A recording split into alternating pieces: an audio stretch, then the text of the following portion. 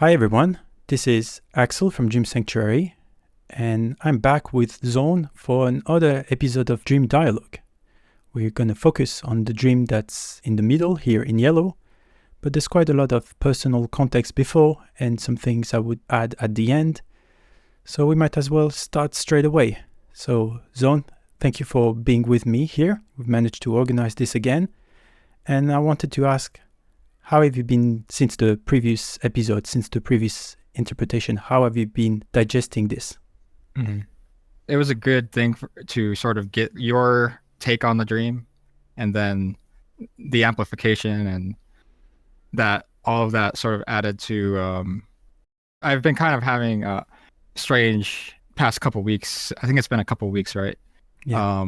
My sleep has been sort of been weird, and I haven't really been having dreams regularly. But I did have some dreams, like about a week ago, that were quite vivid and scary. I'm not really sure what exactly that is about, but I think my mind, I was ruminating on Christ as a symbol for a lot of that time. And I think the dream interpretation we did helped inform me. And so my past couple of weeks, I've just been a bit more disheveled, I guess. And honestly don't know if I would have energy to do this today, but I think I can. So.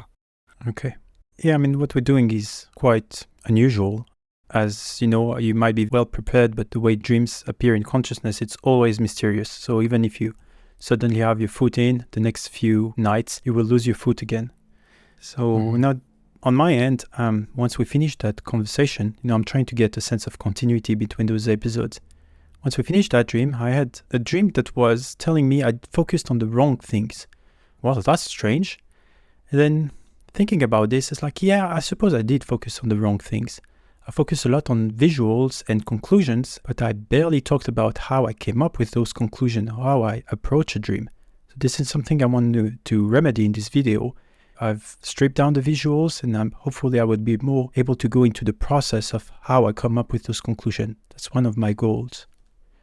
As far as your personal context goes, from my perspective, you've posted around 20 dreams. That's the one you shared to me. You probably had more. And a lot of those dreams are quite difficult.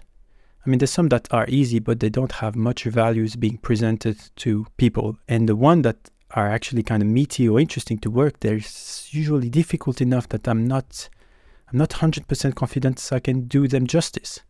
So I did delay this, but as I thought about this, there's always that one dream that would come back to my mind. It was always the same dream, and that's the dream in yellow. So after 4 or 5 days, I'm like, okay, I'm going to say that to Zaun.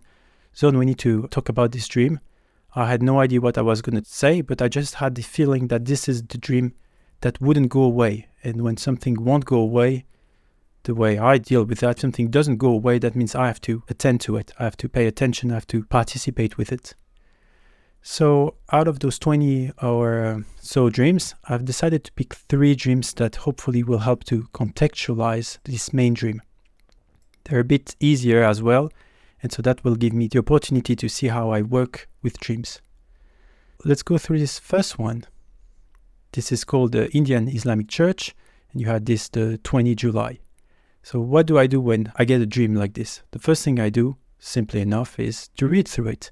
Completely open-minded. I just want to know the beginning, the middle, and the end. So I'll do that. I'm reading. I was in a weird Indian or Islamic church. They were humming or singing a song. They had a giant logo in front of them. It looked like a cross made of wood, but it had some kind of U loop somewhere in there. Someone wanted to bring their child to this church, but the guy in charge said it wasn't open to anybody. They had to be well behaved to be there. Okay, I read the dream. Usually I get a first impression. And here the first impression I get is that this is very much in 2 parts. Okay, so I'm separating those 2 parts because they appear distinct to me. And so now, how do I approach something like the first part? Now I'm going to have to take some time to explain this process. First, what are the assumptions I bring to the table? What I bring to the table is that a dream is a story or a narrative that has been expertly crafted by the unconscious. Everything is in the right place. Every symbol matters. Everything is meant to create this whole meaningful picture, meaningful story. And this is meant for the ego to understand. The unconscious is trying to transmit information to the ego. What we're dealing with is we must not judge the dream from outside. We must assume some kind of superior intelligence, or at least an intelligence that's almost like nature. It's larger than the ego. So I won't judge the dream from the outside and give my opinion. I want to go as close as possible to the dream and let the symbols of the dream inform me. To make this point very clear, I'm going to take an example. So let's say I dream about Andrew Tate. Okay, now if you ask me, well, what's Andrew Tate like? I will give you association like masculinity. Well, I think it's a fighter. He brags a lot. He pimps women for money. He has a brother. Like, I'm going to give you that stuff, right? But now if you ask me, how was the symbol of Andrew Tate in the dream? And I try to remember that dream and I go in. Well, yes, I do see a masculine character. But I also saw in that dream, he recently converted to Islam. So the Andrew Tate that was in my dream recently converted to Islam and has this kind of Imam or Sufi dimension to him. He was very noble. He was very religiously centered. And hopefully you can sense the difference here. In the first case, I was talking about a free association in a kind of Freudian sense. I'm just giving stuff, what goes through my mind. But in the second case, I imagined the symbol and I let the symbol inform me from the context of the dream, and it gave me completely different pictures. So this is what I do, and we're going to try to practice this together on this first dream. So I'm going to imagine the dream as a painting, and I'm going to imagine I enter the painting and let the symbols communicate themselves to me. I'll show you how I do that. Okay, I'm reading. I was in a weird Indian or Islamic church. Okay, so Indian or Islamic. I get a sense of something being exotic, and with the church, I get a strong religious element. All right. Then they were humming or singing a song. Okay, so I get a sense of people in harmony. Okay, it's fine. Then I go to the next sentence. They had a giant logo in front of them. It looked like a cross made of wood, but it had some kind of U-loop somewhere in there. Honestly, I'm not too sure what it is, but I can see in my mind's eye this is something quite imposing. Once again, this religious element. It's almost like a totem, so I'm going to treat it like this. Okay, so now I'm going to put a word on the experience I have. This is something like an inner church, so it's the unconscious representing itself as a building or as, I guess the kid will also participate in this episode. And it's representing the sacred, so it's the unconscious structuring itself as a church, and we're getting close to the sacred. That's the inner church. And then we go to the next part. Someone wanted to bring their child. Okay, so we know that this time it's not the ego that's entering the church, it's the child. And the child is the future development of the personality. So it's not Zaun's ego, it's developing personality that is being put in question. But the guy in charge, okay, so we have a guardian, some kind of evaluating figure, is going to say something. Said it wasn't open to anybody, they had to be well behaved. All right, so now I have the sense that this guardian says, you can only enter in if you have the right manners, the right behaviors. Okay, so what this dream is saying is that the inner church is not yet open because there's something about the development of the personality of Zaun that's not yet well behaved to go in there. That's how I get into a dream like this. So this is really an insight into Zaun's psyche. It's not about his outer life, it's his relationship to the unconscious in this religious dimension. There's an unreadiness to it. Let's move to the next dream, the Spanish test, which is someone along the same lines. Let's start against this process. I was in school, so I picture in my mind a school. Well, that's a kind of learning environment. And I was waiting to take a test. Okay, so test is, once again, this evaluation. Oh, that's kind of like the guy from the previous dream. Interesting. I think it was a Spanish class. Now, honestly, I don't know what Spanish class means here. So I'm going to go to the dreamer. Son, what do you think the Spanish here means? What are the association from within the dream? Spanish has been something that's been coming up in my personal life more. It seems as though I've been put into situations where I'm called upon to speak Spanish. I live close to Mexico, so oh yeah, okay, relatively close. So there's a lot of Spanish-speaking people here, and I associate Spanish with Latin because I think it's close to Latin. It's like developed out of Latin, and Spanish is sort of like the main foreign language that's not English. Yeah. Sometimes I can't really get a good grip on the association from the dreams. I I gave some context, and maybe that can help. Yeah, I mean, Is that good? that's a start, Sometimes I have to skip over some symbols. I don't think this one is key, but I'm just giving you the process. Here, as someone who reads your dream, I have no idea, so I go to the dreamer. And what I get the sense of is this learning environment is about this new language that you sometimes need to talk. So it's not English, it's a different kind of language. Anyway, we can go on. I felt like I was ready to take that test, but there was a sticky note that said 31 out of 32. Okay, so 31 out of 32. That's not a bad score, but it's missing 1 point. What the dream is going to say about this? Is this a deal breaker or not? Well, the dream says it is. My teacher said you didn't submit some of these homework assignments this paper. She double-checked, she wouldn't let me. She added you can't take the test yet. So she told me to get out of the room and go finish the homework assignments. Okay, so that missing point is a deal breaker. And hopefully now everybody can see that the child that is not yet well behaved and the 31 out of 32 are actually the same thing. It's the same unreadiness to something, either to move on to the next test or to get closer to the unconscious in its religious dimension. Now you had a pretty imposing dream. It's called the fitment dream. That's the name I gave it to it because you didn't give me a title. I'm not going to go through it. It's very long. It's difficult. So I'm only going to jump from part to part. It's important to know that this dream was dreamt after the yellow dream, which will be the main dream we're going to talk about. But it's important that I present it. You'll see why. So the first part is, once again, unreadiness. There's a problem with the ego GPA or rank. There's a teacher, an evaluating figure that says there's a problem with the ego. Then, for some reason, Mother Nature shows up. And the ego says, why do I have to answer to Mother Nature? So the Great Mother is showing up. And she says it's because there's people or cat that were stranded or struggling.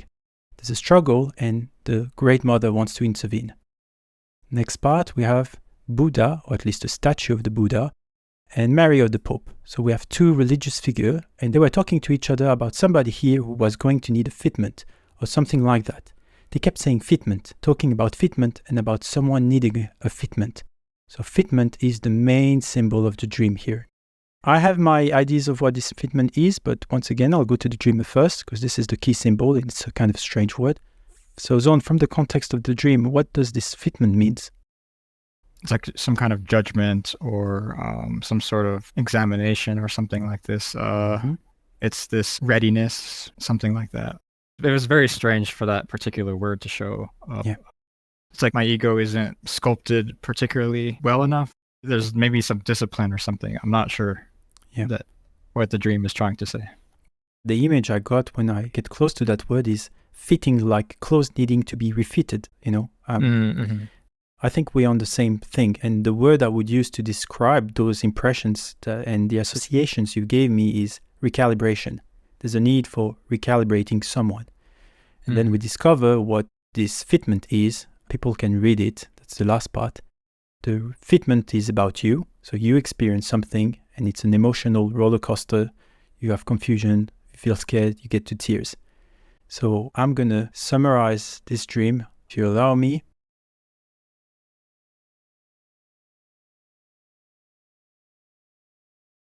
Okay, so the way I'm going to describe this is recalibration happening at an unconscious level.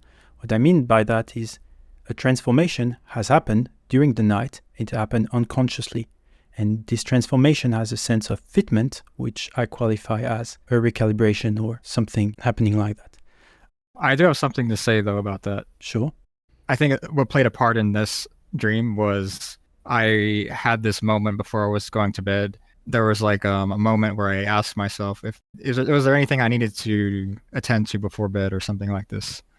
And I did have like this thought and that came up, and it was like it was like my conscience something speaking to me, and I kind of didn't want to listen to it because I was tired and I just kind of just wanted to go to bed.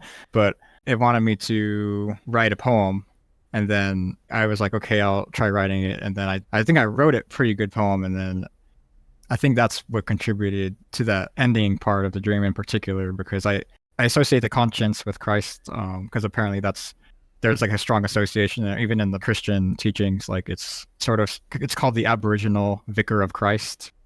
Okay, I don't know anything about that. You want to? Okay, before there was ever a pope, I guess the Christians, early Christians, referred to the conscience as it's like your inner Christ, your the Christ you defer to it as a pope or a Christ figure, like and I know Peterson has made an association with Jiminy Cricket in Pinocchio as being the conscience, and his initials are JC, same as Jesus Christ. Because I really didn't want to, like, I felt like I couldn't do it, but I just wrote that. Turned out really well, I think, because I was wondering, what if I do listen to what this voice is saying? It was just like this little voice, and it's almost, it felt distant, and there was a sense of that it's not my ego.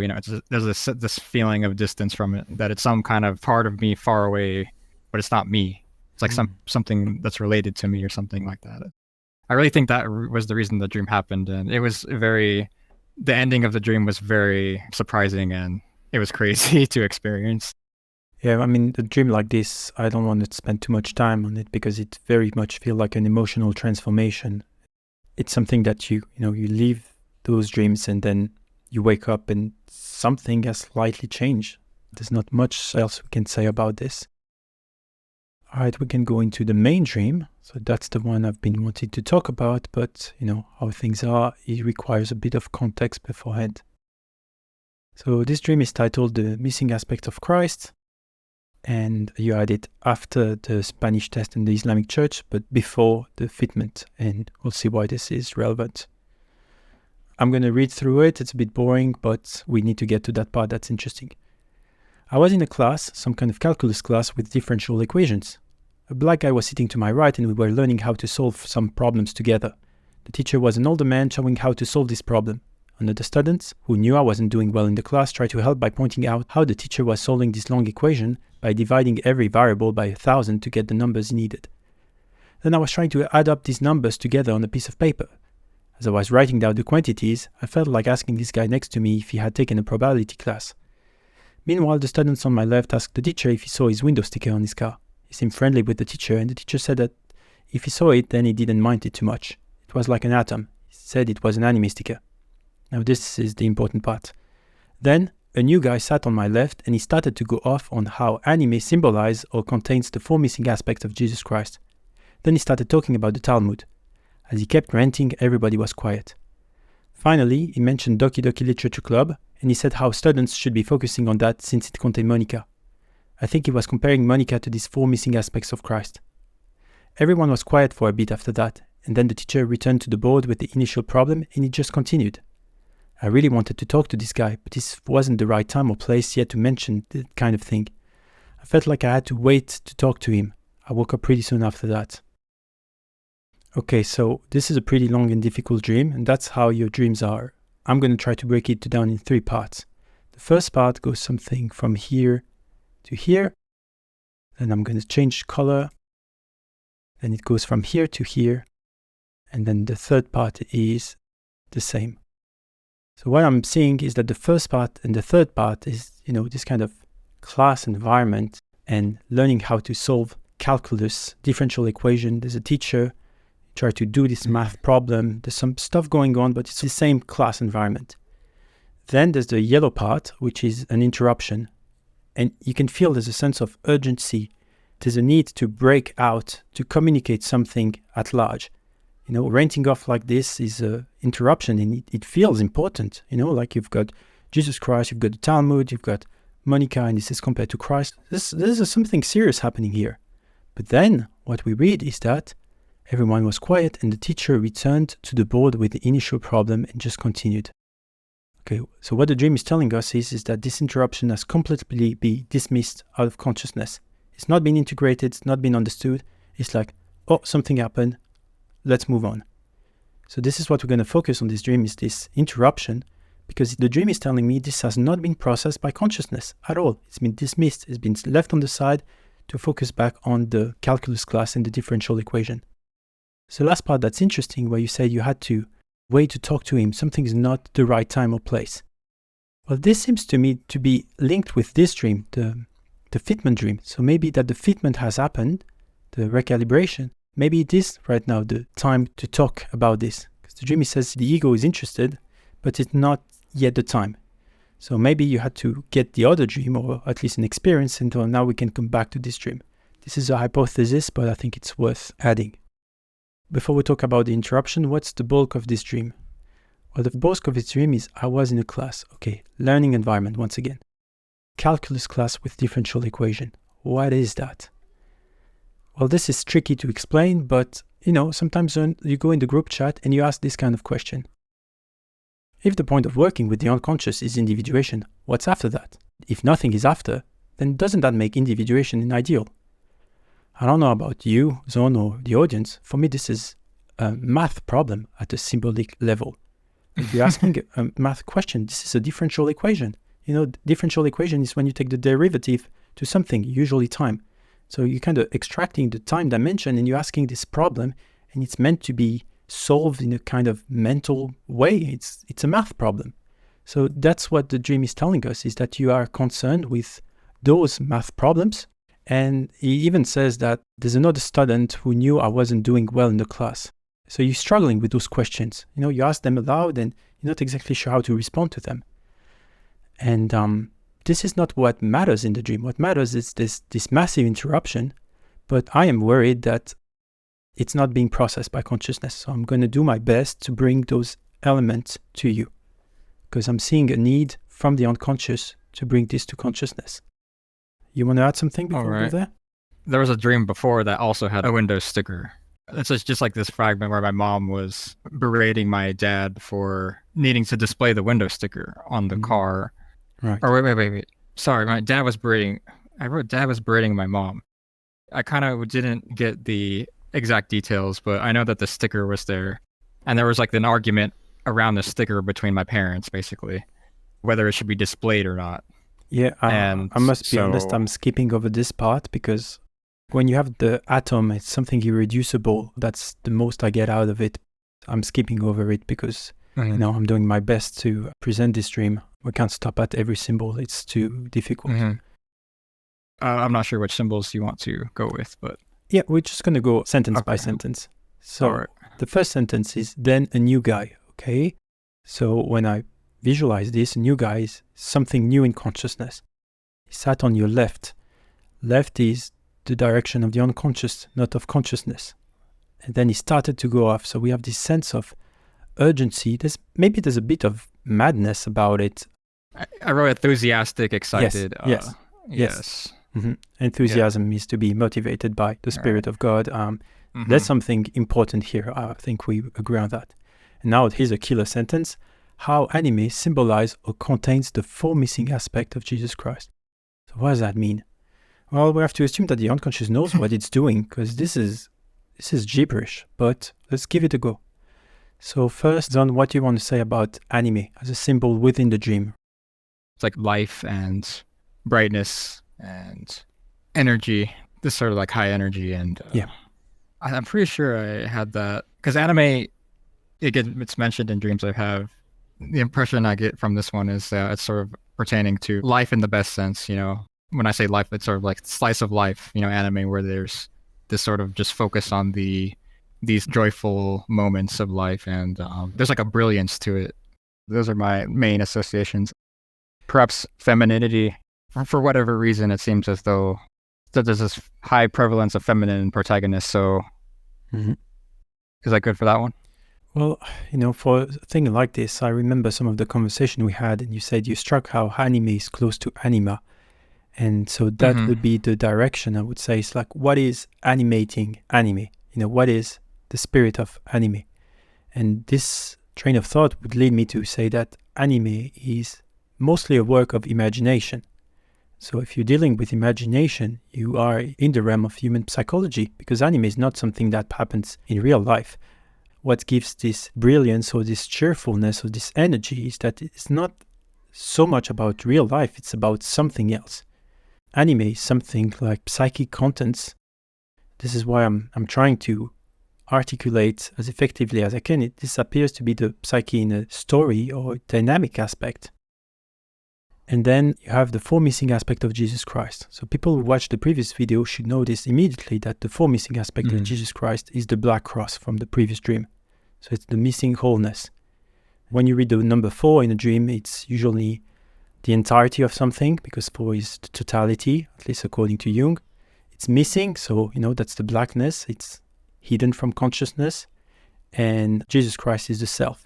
So what we're talking about here is that the self that has not yet been discovered, right? Same as the previous dream about the Black Cross. So anime, the medium of something like the psyche, contains the not yet discovered self. That's how we go about such a sentence. Maybe people have other ideas. This is pretty difficult. Well, I could add to that little, just briefly, the for itself. Because I actually wrote down associations. Funnily enough, I also wrote life for that. Life, window, shiny, glory, light. I wanted to comment on 4 itself. For me, I think 4 is a sacred number. Yeah. In the sense that I believe it's like 4 is the only number that satisfies some particular things in math that I think make it a sacred number. Yeah. All right. So with this, we'll move on to the next symbol. And they started talking about the Talmud. Zaun, once again, what's with the Talmud here in this dream? Yeah, the Talmud. So I wrote down here some associations. Religious text, occultism, hermeticism, antiquity, and ancient. I've not read it. Sometimes dreams throw in a weird symbol that you don't even know that you knew about it almost, but you're like, oh yeah, I know I've heard of it like one time in my life, but somehow, the dream still is able to recall it or to present it. Yeah, so it's pretty clear you're not familiar with the Talmud. I'm not familiar with the Talmud. What I know is that you need to differentiate the Torah and the Talmud. So the Torah is the Old Testament. It's the revealed world of God, let's say. And the Talmud is not like that. From this screen cap I have from Sapphire, it says that the Talmud is the textual record of generations of rabbinic debate about law, philosophy, and biblical interpretation. Okay, so it's rabbis debating, talking about law, philosophy, and biblical interpretation. Okay, so it's religious people talking about guidelines on how to lead a religious life. So that's what the Talmud appears to me, how it's being used.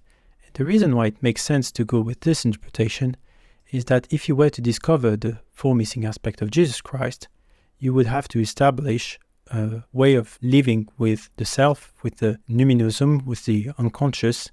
And so that would force you into a religious life, and that would also force you into debating, talking, arguing, what does it mean to live a religious life? So to me, there's a certain consistency here within the dream, and also consistency with the previous dream, because you had David, Moses, and Jesus, as well as the lineage of philosophers. There was a very strong patriarchal traditions, and so the Talmud as the book that gather all the debates that the patriarchs have made, it doesn't shock me given the previous dream, but it's surprising to see the Talmud showing up like this. Right, and now we're going to the difficult part of the dream. Well, hopefully we'll get to do it justice. Finally, he mentioned Doki Doki Literature Club and said how students should be focusing on that since it contained Monica. I think he was comparing Monica to these 4 missing aspects of Christ. All right, now there's a dog. Okay. So, Zaun, do your best with this topic. Try to be short. Can you talk about Doki Doki Literature Club and Monica as it pertains to the dream? All right, yeah, I'll try my best here. So Doki Doki is, it's hard for me to fit in sort of my own life because, you look it up, it'll tell you on Google, this is a visual novel, but then there's like this experiential aspect to it that you can't reduce to just, saying it's a visual novel or a game or whatever. And like, there's something about Doki Doki that there's some aspects of it that have these archetypal or religious qualities that I'm perceiving, and I'm not entirely sure how they fit in. Because I try to conceptualize morality in terms of like, tenets, and if there is a universal law, and like this particular person in the dream was so adamant and enthusiastic specifically about this because he seemed to insist that there's something about the game itself that has these qualities that I mentioned, they're important, but I can't articulate them, I guess. And so do you want me to say more about the game itself, or is that... No, it's pretty clear that playing this game had a formative effect on you. It had a kind of religious experience to it. It's a very unique experience. I'll give my idea about it, but let's move to the character of Monica. Here she's central to the dream. And so would you like to say some words about Monica? Like, she's being compared as the four missing aspects of Christ. And for you, it seems obvious that she has a Christ-like aspect. And the dream seems to confirm that. So maybe you want to start on that dimension. Okay. She's for me, embodies the game itself. She sort of symbolizes the game. If you play through the game, I believe that the story sort of builds up these symbols, and I really tried to pay attention to what the game is. I tried to understand it almost as like in a literary sense, in a really philosophical way, in a religious way almost, to try to see, like, because I felt that there was something here that I wanted to understand, but I couldn't grasp, right? Mhm. And I think Monica seemed to be at the center almost of this mystery, and I think that she sort of symbolizes the game itself, Doki Doki Literature Club, but also these perhaps missing these missing aspects that the dream could be alluding to. It's hard for me sometimes to talk about Monica just because there's been some very strange dreams I've had that have been powerful, and Yep. she seems to appear as a symbol for me, like in my dreams, as in a way different than most things appear. But for this dream specifically, what it's getting at is that there's something about the character herself that she's representing something through the story of the game that is relevant to these other things that the dream is bringing up, like this sort of interpretations of these biblical stories. And so Yeah, for the audience, I would like to say this is a very difficult exercise for Zone, because Monica in Doki Doki Literature Club is the most recurring symbol that Zone has in his dream, and it's the most potent one as well. So him having to express what it means for him is the most difficult question I can ask him. Yeah. So, and I can't even look at a picture. Sometimes I feel like there's the energy there that I can't look because it's like there's a fire or something. I can't. It's like this burning bush you've said, I think. It's been obvious in my interaction with Zone that there's a certain phenomenology between Zone and this symbol, and the quality of this phenomenology is not one of the shadow. There's no adversarial relationship. It's not one of the anima, because the anima would be a kind of falling in love. It has more to do with a projection of the self. So the relationship he has to this symbol is a form of worship, of treating her like a Christ figure. So that's the type of relationship between Zone and the symbol of Monica. So this needs to be taken into account. It influences consciousness greatly, and it alters his consciousness greatly when we talk about the symbol. The same way, if you were taking part in a primitive religious ritual and someone would bring out a totem, people would feel reverence to that. And so Monica is Zone's totem. She has this ability to modify and alter his consciousness to a point that's very impressive and surprising. I mean, I've played through Doki Doki Literature Club after you insisted, and I had a dream that I should do it, so I've done it.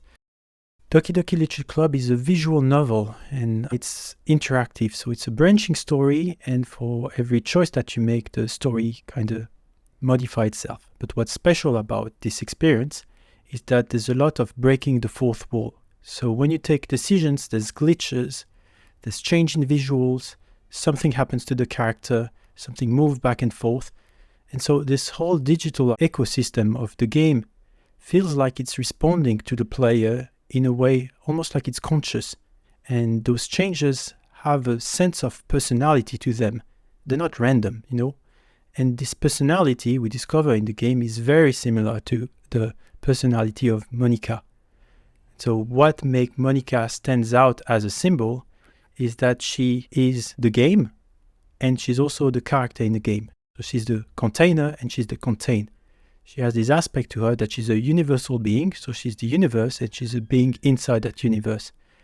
This is a very unusual thing, but it's not that unusual when you look at Hermeticism and occultism. You discover fairly commonly, for instance, in those illustrations by Robert Flood, F-L-U-D-D, that man is the microcosm and the macrocosm at the same time. So man is the small and is the big at the same time. There's a fractal relationship between the small and the big. And here we have an illustration of a woman character that is interacting with the Yahweh cloud, so the numinosum and this kind of outer circle, and the monkey. So this woman character is interacting between, you would say in psychology, the archetypal layer of the psyche, the collective unconscious, and the individual unconscious at the same time. This is called the world soul. And I'm not saying Monica is the world soul, I'm saying there is those patterns of the biggest and the smallest at the same time. And here it's also represented as a feminine figure, but it's not exactly a feminine figure. It's not the anima as a personal content or a personal encounter. Here it's more the, how would you say that? The transpersonal feminine pneuma. So it's the feminine spirit that has a collective significance. It's what Marie-Louise von Franz calls in her book Aurora Consurgence. It's the feminine form of the God image. So if Christ would be the masculine aspect, there's, wisdom, sapientia Dei, the world soul, they're kind of the representation of the feminine aspect of the God image or of the self. So now we can go back to the dream and hopefully we can make sense of that sentence.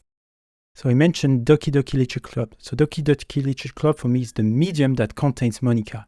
And Monica is this character that's, the archetypal psyche and the individual psyche is the thing that ties them both. And then it is compared to the four missing aspects of Christ. So we saw that Christ might be the masculine aspect of the God image of the self, and Monica might be the feminine aspect of the self.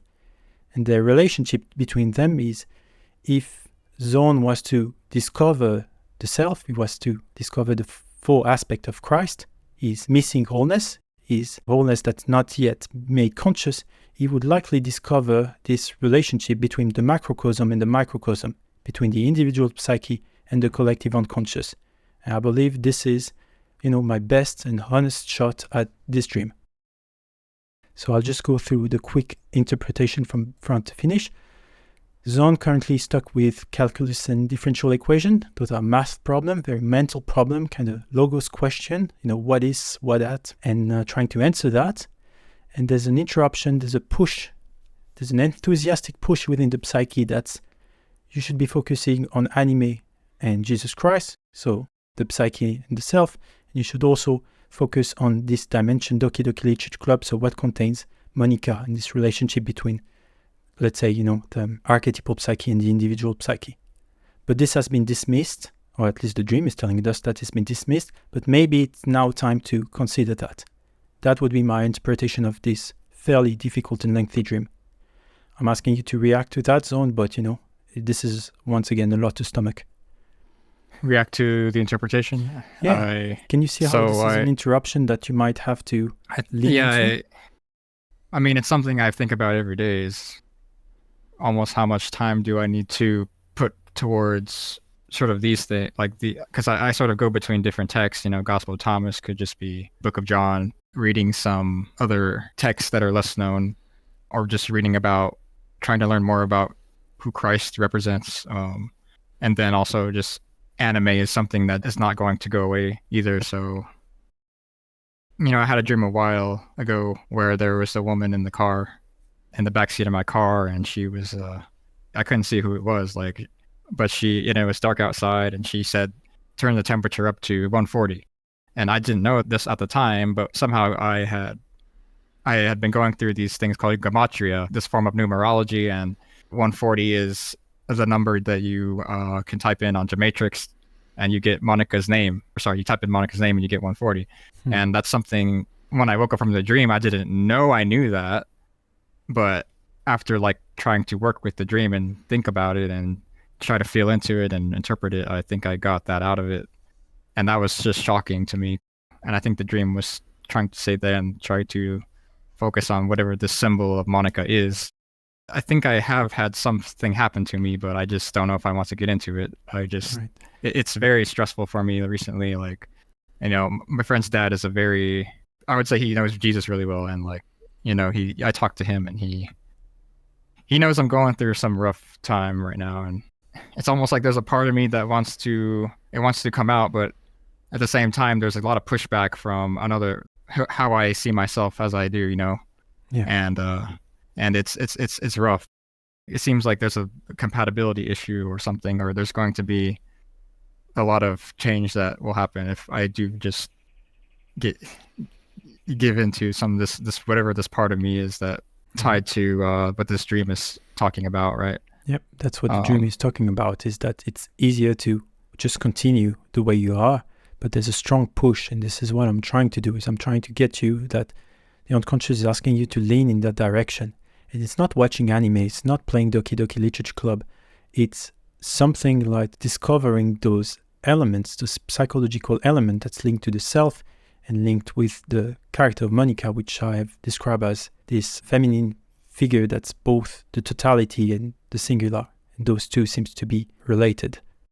You could say that the relationship between ego and self is the same as the relationship that Monica has as a single being in a whole universe, right? It's the center of the circle and the periphery of the circle at the same time. What I'm trying to get you at here is that how do we make the dream concrete? Well, there's two ways going about it. We could do more dream work, which I'm not asking you to abandon, but we'll see a dream. You could do active imagination. I've not seen anything in your dream that would tell me like this is the right way. In fact, you had this dream that's called She Wants Coffee. And you said, I was talking to Em briefly, I offered her some water because I think she said she was thirsty, but she didn't want the water. She said she wanted coffee. And you associated coffee with energy, Monica, life, good, tasty. Okay, so water would be the unconscious, and this feminine figure said she doesn't want water, she wants coffee, she wants something that energizes. And so if I'm paying attention to this dream and the interpretation I just laid out, I would suggest you try to look into some of the authors that have talked about this kind of stuff, the archetypal psyche, the relationship between ego and self. I've listed author here, so Jung with easy books, intermediate book, hard book, and the red book, which is its own thing. And then I've listed some kind of classical people. Then some people who are currently alive, Merstein, James Hollis, Paul Bishop, Donald Galshed. And then maybe some people a bit different. Peter Kingsley is more of a mystic. Robert L. Moore called himself a neo-Jungian. James Hillman is very good at archetypal psychology, but he has some beef with what Jung has written. And Richard Knoll is kind of a black sheep figure, but he has some points. The point is not that you go through this book back to front. The point is that you adopt this kind of scout mindset, a prospective attitude, and you would look at those people have talked about this. Maybe there's a book in there that will kind of call you out, right? So you would go through those authors, you would, look for videos on this topic, the archetypal psyche, and you group like maybe 3, 5, 10 books, and you see which one stands out. So I'd ask you not to pick a book on, I like the title, but more like, is there a book that's calling me out? Is there a book that's standing out? Out of the research I've done, there's a book that wants to be read, right? Is there a book that just keeps coming back? I've had experience like this. Like I had a book that just would come back on Discord or on other different things. Like the word would keep popping out. And so I'm like, okay, this is the book for me. It's a practice I have. I don't read the book through a choice of will. Like, I like this book. But I kind of let the book, the video of the author kind of establish a relationship to me. I'm like, okay, this is the one I need to read. I feel a strong relationship between I'm ready for the book and the book is ready for me. Yeah, I don't think I have that. I know what you're talking about, but I just don't think I could. I think I could try this. Yeah, like, the point is not even that you finish with what I've written. Maybe you'll just go through this stuff and you'll end up with something like Faust, the Tao Te King, maybe the fragments of Heraclitus. It doesn't matter. What I'm asking you is to lean into this, scout research, read Amazon reviews, and hopefully there's something that will stand out. There's something that will call you. Why? Because the unconscious wants you to lean in that direction. So now hopefully the unconscious will help you on the other side. So if you start doing this research and then you try to see what stands out, maybe there's something that will help.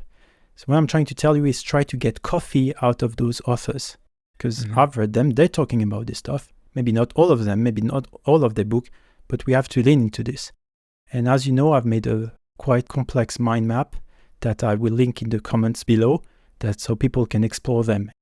I've laid out influential work, influential stuff. You're aware of that, but the audience might not be.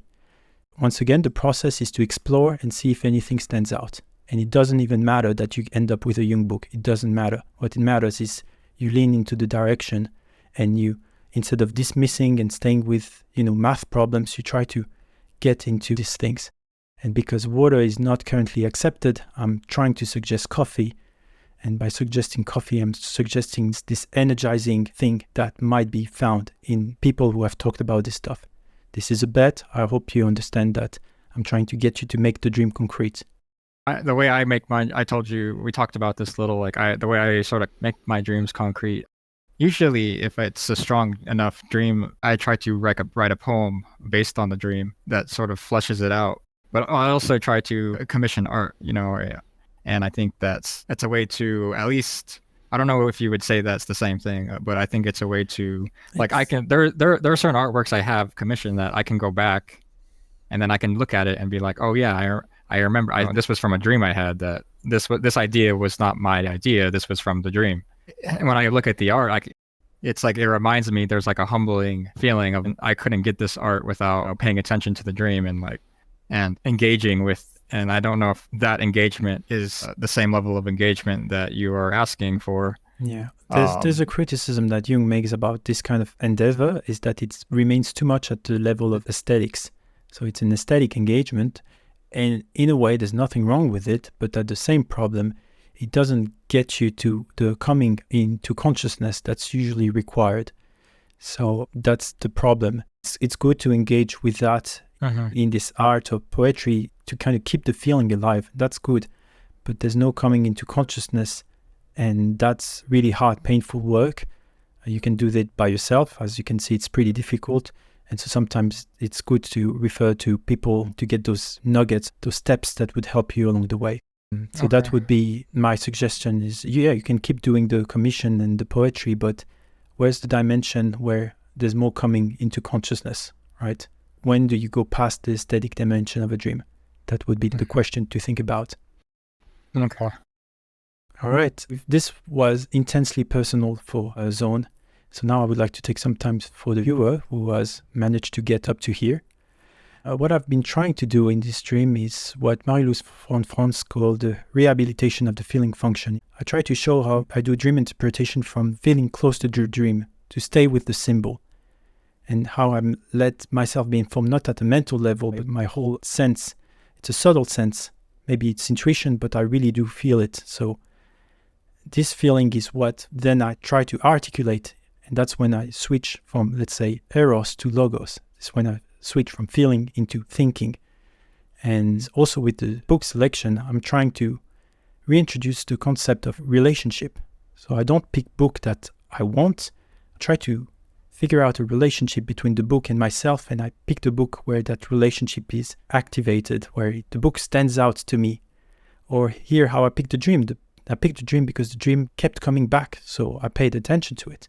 Or even if I go in a restaurant, I don't pick the meal I want. I try to establish a relationship between the menu and my feeling, my body. It's like, okay, maybe I'm not going to go with hamburger, but I'm going to go, maybe with that dish.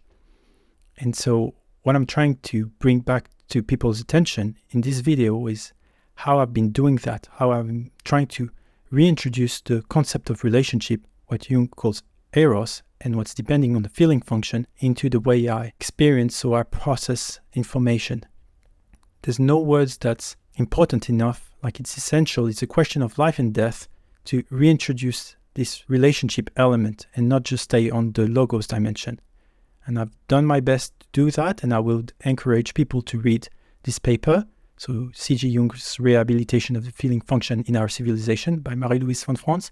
This is her last seminar before she died. So you can think about this as if it was a tombstone statement from her. She pleads for this. And so hopefully people will get something out of that. All right. This was a very lengthy and difficult video, and I would like to thank you, Zaun, for your participation. And for everybody sticking up to the end, you guys are crazy courageous. That's very impressive. Hopefully you benefited from it.